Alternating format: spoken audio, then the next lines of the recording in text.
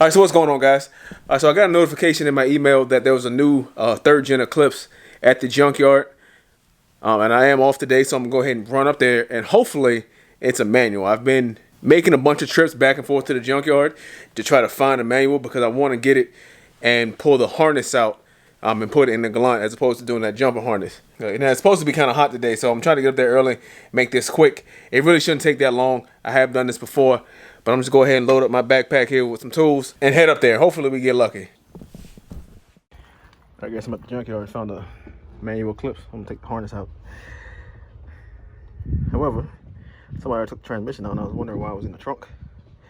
But same thing. Input shaft bearing is gone. I think I'm gonna take these sensors off of here just to have spares. Maybe this fork too. It looks in decent shape. All right, so I'm about an hour into it. Fortunately, I got a little breeze going. It's kind of hot today. Unfortunately, unlike the Hondas, there's not like a central plug which you're going to unplug and connect the interior. The harness actually runs all the way behind the dash. So, thanks, Miss Mitchie, for making this unnecessarily difficult. I'm doing my best not to break anything. I guess you can say this is somewhat a successful Junkyard trip. I actually got 5 of these wheels, 5 matching wheels off of some Audi.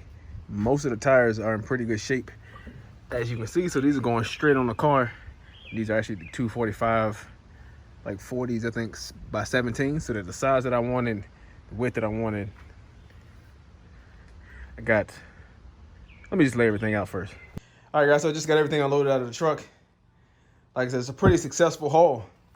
Here I've got the engine and interior harness out the 5-speed Eclipse. I know this kind of looks like a mess, but it's actually pretty straightforward. Taking everything out, including the dash, only took me about 2 hours. Making that jumper harness for the manual transmission took me longer than that. This is actually, like I said, this is actually really straightforward. And I'm actually gonna be swapping this into the Galant. This and Evo ECU into the Galant, and not using the harness. So not only will this alleviate having to use a jumper harness, so this obviously has all the connection. It actually includes a knock sensor, which the Galant doesn't use. So I'm actually gonna be using this harness as opposed to the jumper harness. And a couple benefits there is, one, like I said, I don't have to worry about those extra connections bending or breaking or just something happening to them. Everything's already here and wired. Most of these plugs are in really good condition. It's like literally 1 or 2 of them that are damaged, like the plug is cracked. So I don't have to worry about wiring any of that stuff in. Now, when I go to install this, all you gotta do is just start at one end and just work your way up, because most of this stuff can only plug into one location.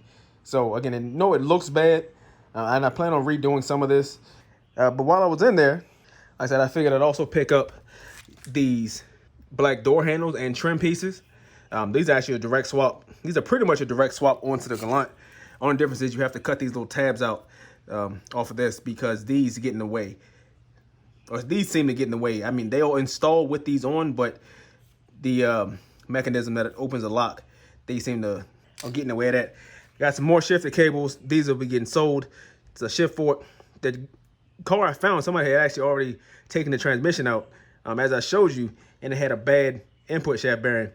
And I was assumed that's why the car was in the junkyard, which is really a shame because that's, as I showed you guys, not a hard fix, and it only cost like 40, 50 bucks. And the whole car, which was in really good shape, was scrapped due to that. Anyway, got another just shifter base. I think I got both pedals. The other one must still be in the truck. The manual ECU. And these, which happen to be on the car right next to me. I got these off an Audi, an all-wheel drive Audi. So all these are the same size. A lot of times with sports cars, you have to worry about a staggered fitment, where the fronts are smaller than the back. But on the all-wheel drive cars, you don't really have that problem. I'm pretty sure these are the factory wheels for that car. And I love that, and I'm going to be using these as opposed to my Eclipse wheels. One, these are 17s, which is actually what I wanted to allow me to run a thicker tire. So these are like 17. I think these are 235s by 35 or 45. Yeah, so these are 235 by 45 by 17. So I can run a little bit thicker tire. And obviously with this being an OEM wheel, you don't really have to worry about quality. So apparently the Audi I had, actually these are the stock wheels, and they had one for a spare, which was in the trunk. And I actually only had to take 2 bolts off. So I got lucky, I grabbed these. And I got one more thing, and you Eclipse guys are gonna love this. I have here in the back of the truck. An uncracked dash. Apparently, somebody decided to write Casey was here with a heart on it. Now, look, Casey, I don't know about you, but if you want to show somebody you care about them, writing your name in permanent marker on their dashboard is not how you do that. Try buy them a cake or get them some balloons or something. Don't write on the damn car. But I do have this trim piece here. It's just in the front seat. I know these are pretty delicate. That's why it's in the inside of the truck and not in the bed. As well as these steering wheel pieces. These steering wheel pieces actually fit the Galant, so I'll be using those again to help with the black interior swap. But like I said, if you can see it, the dash is in good shape. I did leave this in here. I put that somewhere and I couldn't find it, so I don't have that main piece. But somebody is gonna get lucky and I'm gonna sell this.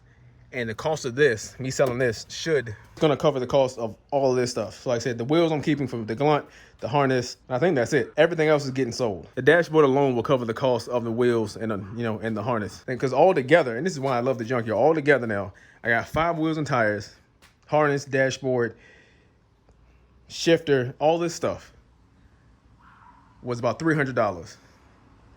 Now you can't find a used set of wheels, especially not with tire tread is actually in good shape, and all but one are actually in good shape. You're not gonna find that anywhere else, except for the Junkyard.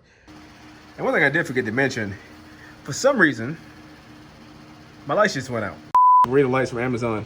I like the lights, but these switches I've been having problems with. They keep burning out. If you listen to this one, here, how it has that audible click. Man, I've been through like 5 of these now where they go bad. I don't know if you hear that you don't have that like tactile response from it. And then they stop working. That's what just happened when my lights cut off. Like, so I'm not gonna do too much of these wheels. I just wanna clean them up.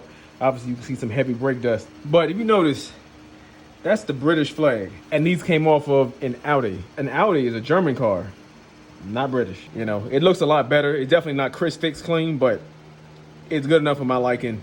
I think most people don't realize how much dirt collects just in the barrel of the wheel. Everybody cleans the face, but nobody really pays attention to the barrel. Now, with that said, this will probably be the last time I do this on these wheels. But hey, who knows? So just for comparison, here's these wheels. And that's that. And that's just years of dirt and debris and whatnot. I'm gonna go ahead and finish up these other 4 and move that, which I don't know why that's right there. And yeah, go ahead and put them on the car. All right, guys, so I'm about to embark on the next step of this project. Now, this step is pretty much completely unnecessary. You can do the jumper harness. That's about the same amount of time, even if you're a novice. But I've decided to go ahead and try to install the complete engine and chassis harness from the manual Eclipse. A couple reasons. One, it'll clean things up. Of course, the automatic has a lot more plugs and a lot more wires running through it. This harness includes a knock sensor, of course, where the Galant doesn't. Knock sensors just can be useful when it comes to trying to tune. And of course, if you look over here, these green plugs, these actually are what connect to the ECU. Now with this, I did get the manual ECU with it too, so that's always a plus. This kind of forgoes any need for a jumper harness or any of that, and everything should work just like factory. And it's really not that hard to get off. At the Junkyard, this took me 2.5, maybe 3 hours to get off. And that's with, removing the dash in one piece and taking some other parts off that car, pretty much completely gutting that car to get to this harness. So it is a bit of a pain in some places. Unlike like Hondas, like I mentioned, you can't just unplug it at the firewall. You actually have to go underneath the dash.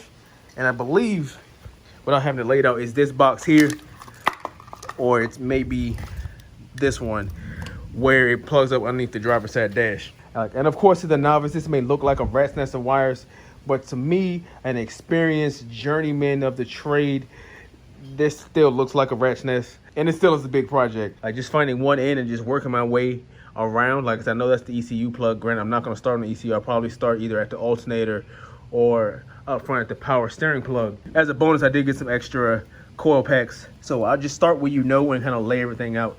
I'm not going to do a whole wire tuck just to make this a little bit easier. I don't want to go trying to shorten wires to lengthen them before I install the harness. I'm just going to clean this up. Like I said, it is really dirty.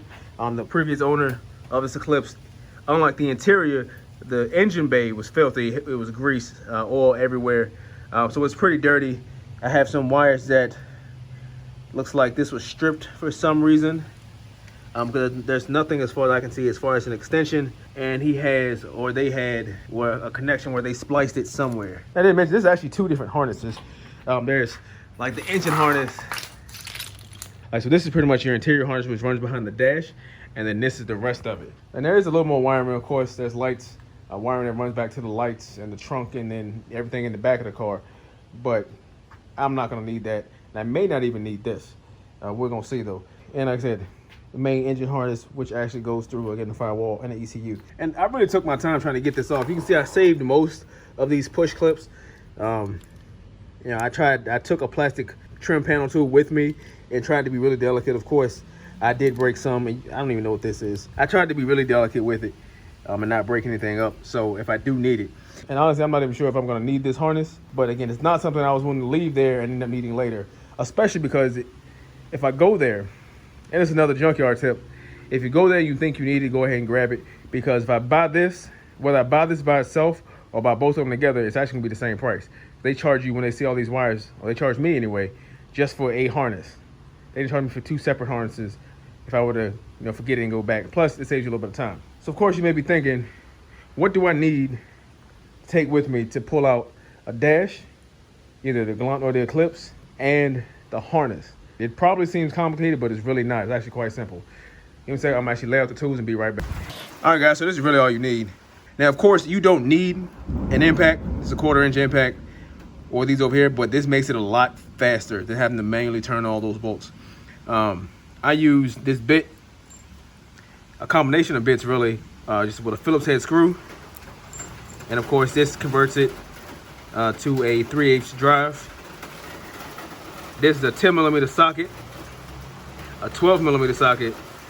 I use this wobble head. Now, this actually came in handy quite a few times where it's not quite a straight shot to get to what you need. This allows it to flex just enough. So I would definitely recommend that. I actually used a couple extensions to reach a couple spots.